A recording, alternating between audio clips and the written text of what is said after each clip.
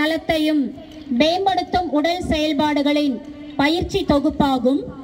இன்றைய இயந்திரமயமான உலகில் நமக்கு உடற்பயிற்சி என்ற ஒன்று மிக அவசியமான ஒன்றாக அமைகிறது. உடலை பேணி பாதுகாத்தமான ஒன்று. சுவர் இருந்தால்தான் சித்திரம் வரைய முடியும். நல்ல உடல்நிலையே சிறந்த ஆரோக்கியத்திற்கு அடிப்படை. அதனால்தான் திருமூலர் உடம்பை வளர்க்கும் உபாயம் அறிந்தே உடம்பை வளர்த்தேன் உயிர் வளர்த்தேனே என்றார். நோயற்ற வாழ்வே நமக்கு குறைவற்ற செல்வம். அந்த நோயற்ற வாழ்விற்கு அடிப்படையாய் அமைவதே உடற்பயிற்சி. மனதை ஒருங்கிணைக்கும் செயல்பாடுகளில் உடற்பயிற்சி மிகச்சிறந்த ஒன்றாக அமைகிறது.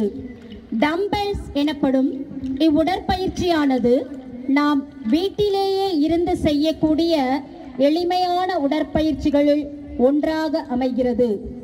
இந்த உடற்பயிற்சியில் மாணவிகள் தங்களின் 2 கைகளிலும் டம்பெல்ஸ் எனப்படும் எடைக்கருவியை வைத்துள்ளார்கள்.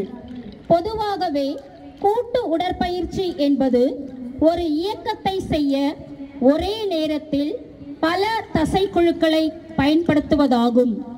உடற்பயிற்சி பலவிதமான நோய்களில் இருந்தும் நம்மை விடுவிக்கிறது.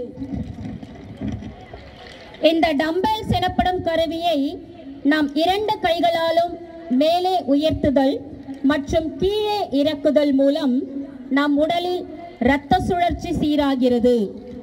இந்த உடற்பயிற்சியால் நமக்கு பல்வேறு நன்மைகள் ஏற்படுகின்றன.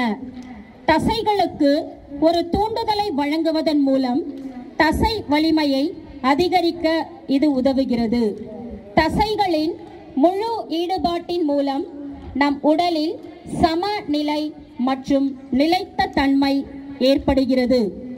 நம் உடலில் இருக்கும் தேவையற்ற கொழுப்புகளை அகற்றவும் இப்பயிற்சி உதவுகிறது. மேலும் மன அழுத்தம் மற்றும் மனச்சோர்வின் அபாயத்தையும் இது குறைக்கிறது.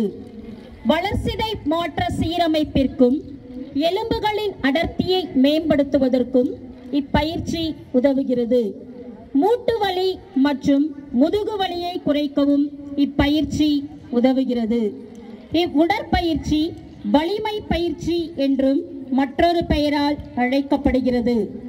இன்றுள்ள பேணி பாதுகாக்க உடற்பயிற்சி போன்ற சிறந்த நிவாரணி வேறு எதுவும் இல்லை.